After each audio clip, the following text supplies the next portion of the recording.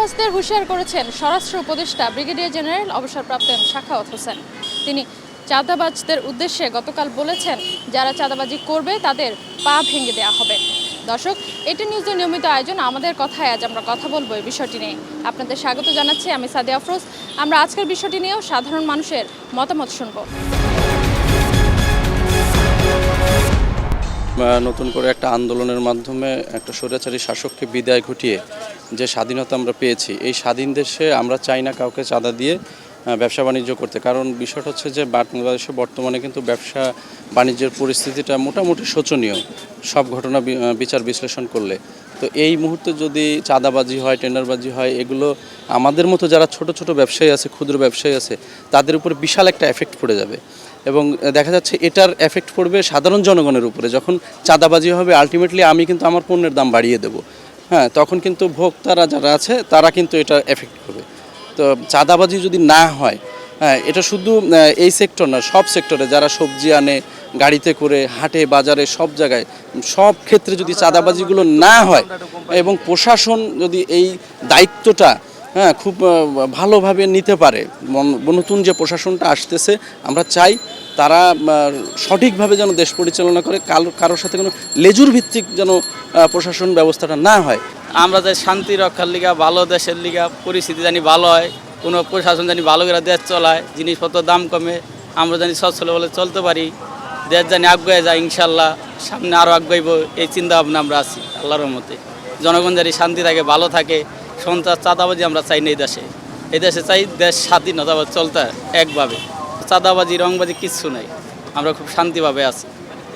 অবশ্যই তো বন্ধ হওয়া উচিত, কারণ আমরা তো খেটে খাই, আমরা চাঁদা দিলে আমরা কাজ করবো কীভাবে?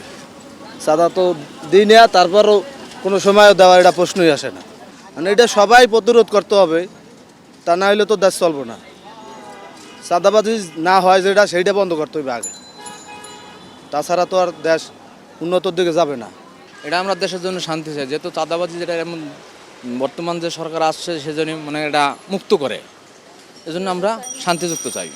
ভালোভাবে চলবে, ভালোভাবে চলার জন্য বা দেশ ভালোভাবে চালাবে, সব কিছুই আমরা এই বিস্তারিত দেবে ভালোভাবে চাই।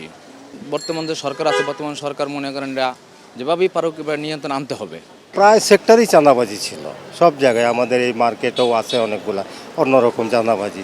এগুলো তো বন্ধ করা দরকারই, কেননা আমরা কাজকর্ম করে খাইটা আয় করব, চাঁদা দিয়ে দিব ফালতু, এগুলো তো ঠিক না, এগুলো তো কন্ট্রোল করা উচিত।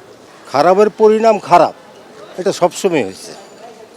এই যে একটু সময় লাগে, দেরি হয়, এটা একটু বেশি দেরি হয়েছে আর কি। আমরা তো শান্তি চাই, আমরা খাটবো, আমরা তো খাটার লোক, আমরা তো আর সরকারি কর্মকর্তা না, আমরা পাবলিক আর কি। আমরা তো এই দোকানপাট, আমরা চাকরি করি, এই করি, সাধারণ ব্যবসা করি টুকটাক, আমরা তো খাইটা খাই সবসময়। আগে চাঁদাবারা সাদা নিত, অনেক জোর জুলুম করতো, এখন বর্তমানে সেটা বন্ধ হয়ে গেছে। আমরা এইভাবেই চাই, শান্তি চাই, বর্তমানে সরকার আমরা শান্তি চাই, সুন্দরভাবে ব্যবসা করা যায়। সারা বাংলাদেশে আমরা শান্তি চাই। শুধু একটা সেক্টর না, প্রত্যেকটি সেক্টরকে কঠিনভাবে মনিটরিং করা দরকার, যাতে কোনোভাবেই অসাধুরা এখানে কিছু করার সুযোগ না পায়। তাহলে আমার মনে হয় দেশটা অনেক এগিয়ে যাবে, ভালো থাকবে মানুষ। পুলিশ হলো জনগণের সেবক, তাদের মূল কাজটা হলো জনগণকে সেবা দেওয়া। যদি ওই মন মানসিকতা নিয়ে পুলিশ থাকে, তাহলে এদেশে কোনো রকমের অরাজকতা স্থান পাবে না। চাঁদাবাজি, দখলবাজির কথাটা যেটা আসতেছে, এটা যে সময় যে গভর্নমেন্ট থাকবে, যদি গভর্নমেন্টের সদিচ্ছা থাকে তাহলে এটা রোধ করা সম্ভব। আমাদের প্রবলেমটা হচ্ছে উপরের দিক থেকে। এখন এই যে উপরের দিকে আমাদের সরকার নাই বললেই চলে, কিন্তু নিচের দিকে ছাত্ররা বা আপামর জনসাধারণ কেউ তো অন্যায় করতেছে না। রাস্তায় চলতেছি, দেখা যায় যে একটা গাড়ি উল্টাপাল্টা চলতেছে না। যদি একটা গাড়ি সিরিয়াল ব্রেক করে অথবা সিগন্যাল না মানে, তাকে ফিরিয়ে দিলে দেখা যায় যে সে ঠিকই সেটা মানতেছে। কিন্তু সরকারের সময় কত স্ট্রং নিজদেরকে একজন একভাবে জাহির করতো, কিন্তু তাদের সময় তো সেটা হতো না। শুধু একটাই, দেখা যাইতো যে ওই যে উপরের দিক থেকে শুরু হয় অন্যায়, তারপরের জনকে সে যদি ন্যায়ের কথা বলে শুনবে না, তারপরের জনকে সে যদি ন্যায়ের কথা বলে শুনবে না, তারপরের জনকে ন্যায়ের কথা বললে শুনবে না। কিন্তু আমাদের শুদ্ধি অভিযান শুরু হতে হবে উপর থেকে। এই ছিল আমাদের কথার আজকের আয়োজন। আগামীকাল একই সময়ে আমাদের কথা দেখবেন নতুন কোনো বিষয় নিয়ে। সে পর্যন্ত ভালো থাকুন, সুস্থ থাকুন আর থাকুন এটি নিউজের সঙ্গে।